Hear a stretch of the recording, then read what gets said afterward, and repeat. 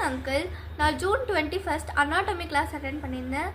இது மூலமாக ஹியூமன் அனாட்டமினா என்னது, ஹியூமன் பாடியில் இருக்க ஆர்கன்ஸ்லாம் வந்து எப்படி டிஃப்ரெண்ட்டாக ஃபங்க்ஷன் பண்ணும் இதெல்லாம் தெரிஞ்சுக்கிட்டேன். அதுக்கப்புறம் பிளட்டுனா என்னது, பிளட்டில் இருக்க WBC RBC இதெல்லாம் என்னது அப்படின்றத தெரிஞ்சுக்கிட்டேன்.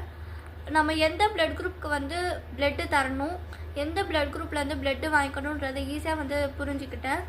அப்புறமா விட்டமின்ஸ்னால் என்னது, அந்த விட்டமின்ஸை வந்து நம்ம பாடியில் ப்ரொடியூஸ் பண்ண நம்ம என்னென்ன ஃபுட்ஸ்லாம் வந்து சாப்பிட்ணும் அதையும் வந்து ஈஸியாக தெரிஞ்சுக்கிட்டேன்.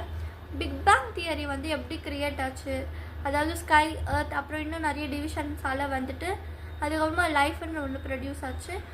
அப்புறம் வாட்டர், அந்த வாட்டர்லேருந்து யூனிசெல்லுலார் அப்புறம் மல்டி செல்லுலார் இதெல்லாம் வரும் அப்படின்னு தெரிஞ்சுக்கிட்டேன்.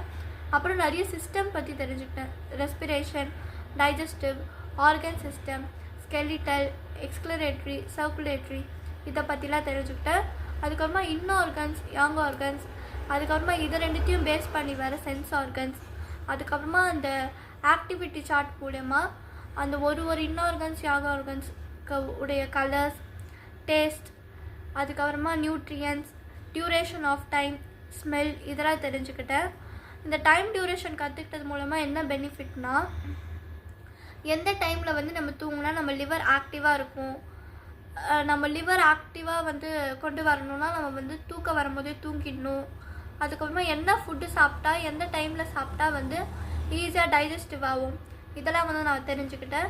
அதுக்கப்புறமா நம்ம பாடி வந்து எவ்வளோ ஆட்டம் மாலிகுலால் கவர் ஆகிருக்கு, அதுக்கப்புறமா எவ்வளோ செல்ஸால் வந்து கவர் ஆகிருக்குன்றதை நான் தெரிஞ்சுக்கிட்டேன்.